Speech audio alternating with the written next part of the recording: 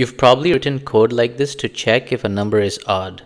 But did you know that this code actually returns the wrong result for 25% of numbers? And this is not specific to any programming language. I'm just using Java here as a matter of personal preference. And stick around till the end because I'll show you another very simple piece of code that just subtracts two numbers and does not return what you'd expect. So hang tight for that at the end of the video. So now let's get back to this. Let's break down the numbers into four categories. So we have positive even numbers, positive odd numbers, negative even numbers, and negative odd numbers. Now for each of these, let's see what is returned when we do num mod 2. So I've gone ahead and added some print statements which will print num mod 2 and the value of our isOdd function.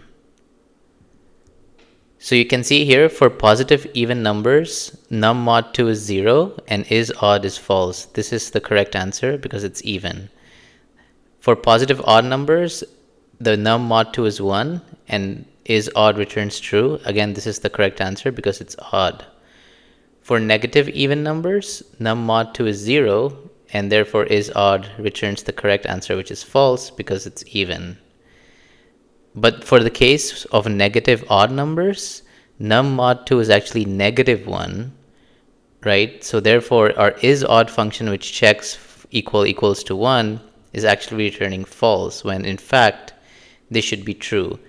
So this is why this code returns the wrong result for 25% of numbers, because half of the numbers are positive and half of the numbers are negative. And among that half negative numbers, another half of them are even and another half of them are odd. So that means 1/4 or 25% of the time this code returns the wrong result. So how can we fix it? Well, we can see that for even it's always 0, right? So to check odd, we can simply say not equal to 0 and this should fix it. So let's try to run the code. And this time you can see that for negative odd numbers we get true. So this is the corrected code. So yes, watch out for this kind of pitfalls. And as promised at the beginning of the video, I'm going to show you a simple subtraction that doesn't return what you expect.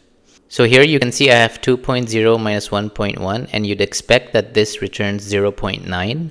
But when I run the code, it actually returns 0.89999. I'll leave this one for you to figure out. I got both these tricks or pitfalls from a book called Java Puzzlers, Traps, Pitfalls, and Corner Cases, which I've linked in the description. So hope you enjoyed this video. I'll see you in the next one. Cheers.